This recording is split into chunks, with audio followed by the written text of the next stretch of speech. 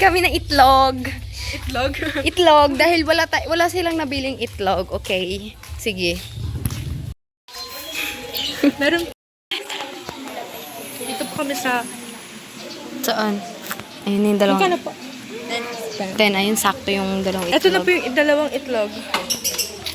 Papasok na tayo sa bahay ni Kiambao. Tayo maingat. Sa ano? Bahay ni kuya. Ay, bahay ni ate.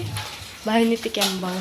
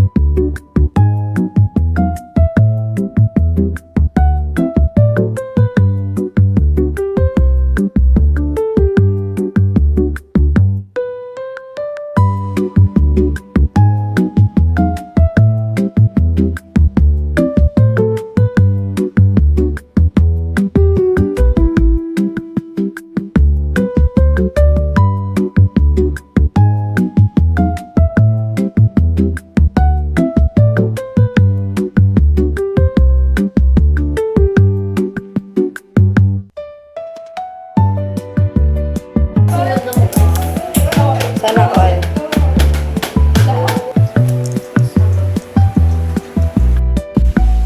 Sabi mo, ate siya.